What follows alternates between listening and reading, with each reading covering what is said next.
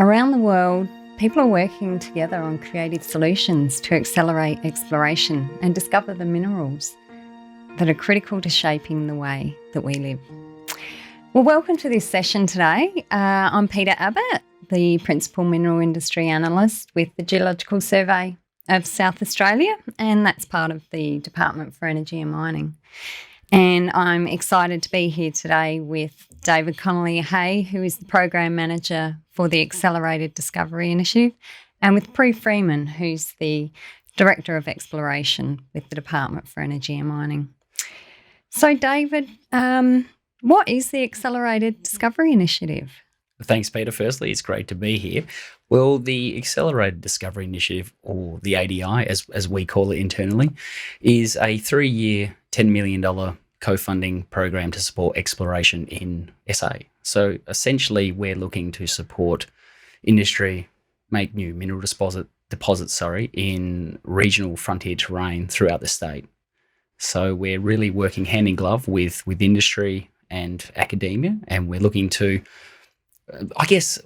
industry to look a bit laterally and outside of the box for new concepts, methodologies, techniques that could really push the envelope for exploration. So we're really hopeful that we achieve some of those objectives after round one. And from looking at the round one projects, we've got a really good blend of conventional and new proof of concept ideas that I think will do that as well. So we've got 2 rounds to go of this program that will be flowing on soon. But yeah, essentially it's a really diverse program. It's probably the most unique and diverse program of its kind within Australia because it does incorporate so many categories and subcategories of exploration. So essentially it's the predecessor program from our PACE program, which was more so focused on drilling and geophysical programs. But we've sort of looked a bit broader and cast the net a little bit wider, so we incorporate frontier logistics support,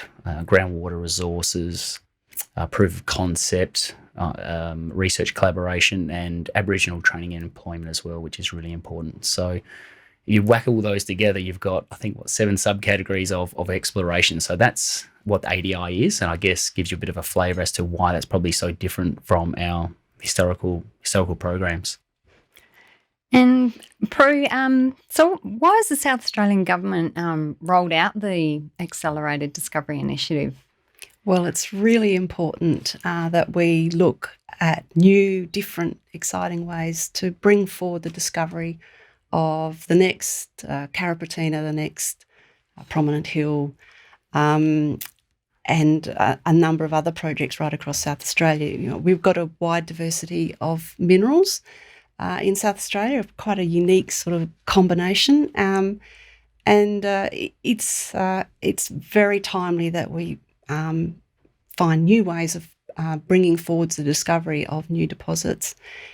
The ADI is a really different approach because the aim is to support and partner with companies in trying something a little bit different, to look for new thinking, new models, and to test technologies to find pathways and vectors to mineral deposits that we know are there, but we just having trouble finding them. There's got to be more there, and it's an opportunity to try new things, to go down different paths, and to get actual funding to support them in their decisions as to what to try next. There's lots of different approaches, and we know the exploration sector have lots of fresh ideas, and they just need a bit of extra support from the government to have a crack and have a try. Mm. So, David, you mentioned that this program, the ADI, is trying some new things. So what are some of those things that are a bit different perhaps and stand out from perhaps some other programs?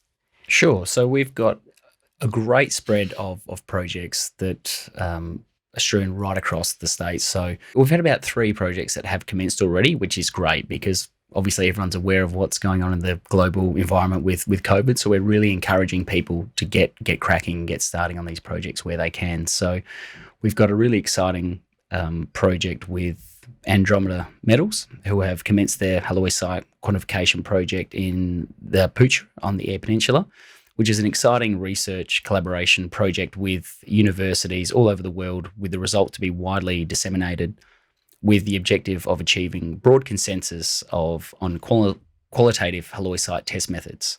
Supporting this project will help SA be on the forefront of halloysite exploration and expertise on a global scale. So it's really important that that project gets underway, which it has done, which is fantastic, and I guess underpins everything that the ADI is looking to represent. We've also got another one as well that probably encapsulates the ADI in its true essence, because it is that triple helix approach with academia, government, and industry with fleet space. Now, fleet is working in a really cool area because obviously space, defence, it's one of those identified sectors by the government as being key growth, and we're looking for potential, I guess, solutions that are transferable across multiple industries, which we think the fleet space project could do. So they've commenced a really exciting geophysical program and proof of concept in collaboration with Oz Minerals and the University of Adelaide. IOCG deposits are generally associated with high amounts of uranium that lead to heat flow anomalies. Thus, in areas of extensive cover, spatial mapping of heat flow may provide an innovative approach to exploration. Traditional methods of measuring heat flow require monitoring of deep boreholes that is costly and sparse, but fleet are trialling a new approach that is relatively low cost by putting down larger arrays of sensors and connecting them from space remotely to map heat flow in real time. So I think fleet are, from memory, setting up 100 heat flow needles spaced 10 kilometres apart on an area that's 10,000 square kilometres, linked by integrated satellite. So this will be a world-first trial of an exciting new approach to remote monitoring that has application to groundwater, geothermal energy, and space exploration. So it's a one-stop shop for ticking a lot of boxes in the right areas and the right sectors. Did you have anything to add on that one, Pru, that I might have overlooked for fleet? No, it's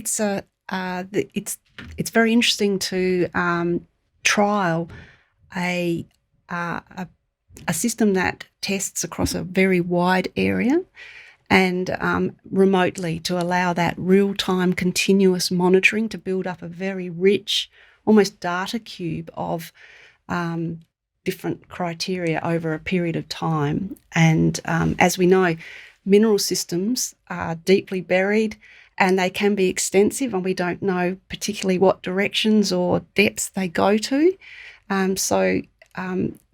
That's an aspect of this particular program that really excites me, is the scale and the length of time that we can build a very rich data set. Yeah. And that's probably another thing to, I guess, reiterate as well, that, data is at the heart of this program as well. And it's probably something that I didn't mention at the start of my introduction. So data, sharing of data, new ways of gathering data, it is all fundamental to this program, apart from looking laterally and looking far and wide. But essentially we're looking to supplement that data that we have at the Geological Survey and the core library as well at Tonsley. What will actually happen with all the data and the information that you collect from the program participants? At this stage, the idea is that data is released much sooner than it would have been ordinarily for exploration. Generally, it can be maybe up to a year or 2 or 3 before that information is released more broadly. And in some cases, much longer than that. So the ADI is about allowing the data that's gleaned with that funding is to be released, within months of the completion of that program, wherever possible. Obviously, we'll allow for quality control and that sort of thing.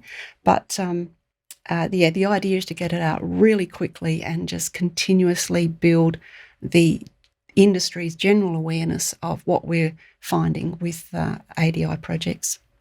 Look, I understand that a call for round 2 submissions is likely to be coming up soon. Can you tell us a bit more about who can apply and what the selection panel might be looking for in those submissions? Sure, that's right, Peter. We are, I guess, within close proximity of announcing round 2, which is fantastic. So we're just going through and refining some of our processes at the moment, because like any good program, we take away the learnings from the first round and try and improve and implement measures to make it even better moving forward. So that is coming up later in the year, that we'll be announcing round 2, which is really exciting. We've actually got a larger funding pool as well for round 2. So there's around $4.5 million in funding, which is great. So I encourage people to be on their toes and be ready that this is imminent, and that we will be unveiling that very shortly. And to get to your second point of that question, what we're looking for, like I said, and Pru has mentioned, we're looking for things that I guess challenge the status quo. So we understand the role that conventional mining and exploration plays in the state. But SA, as a smaller state population-wise, we need to punch above our weight. So there could be something really cool that's being developed that can solve multiple problems, and mining exploration could be one of those, but it could also be food, agribusiness, space, defence, whatever. So I guess we want some really far-out thinking. So we want to encourage that entrepreneurial spirit. So if you're an SME, large corporation, or even a one-man band in a garage, we want to hear from you, because this is a co-funding model. It's not the government blindly handing money hand over fist. It's a partnership, and that's the way we look at it as well. So we encourage everyone to if they think they've got a solution for multiple problems, apply. But I guess justify those and quantify those with empirical evidence where you can, or a hypothesis that can be tested. And I just encourage them to put themselves in the shoes of the expert review panel, because they're the people that will be assessing the projects and the proposals, and I guess and making final decisions in conjunction with our executive steering committee. So yeah, give us more information than less, and put all your thoughts and concepts on paper. So how does the ADI fit into some of the broader departmental and government initiatives? Well, the ADI is certainly focused on mineral exploration and bringing forward the discovery of minerals. But as this audience knows, it is perfectly aligned with a number of other initiatives that the department and the state are running. So the new data that the ADI will be generating aligns and feeds into the Gawler Challenge type approaches with crowdsourced knowledge building using our data sets, as well as just more broadly the whole growth state agenda with building our industries and partnering with other really important industries like defence and space, as well as agriculture and regional development. So there's certainly a very natural fit between the ADI and what's happening at Lot 14 out at the Tonsley precinct, and with a number of our university research collaborations and CRCs. So, look, it's been fantastic talking with you both today, finding out more about how the Accelerated Discovery Initiative is really shaping the future of exploration, not only here in South Australia, but some of those broader technology benefits as well. And just to follow on, Peter, if you're looking for any further information on the ADI and what it is, feel free to go to the department's website.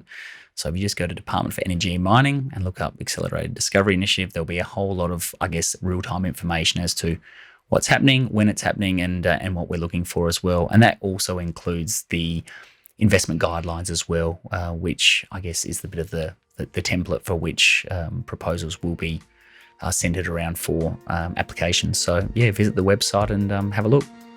It's great. Thanks for joining me. Thanks, Peter. Thanks, Peter.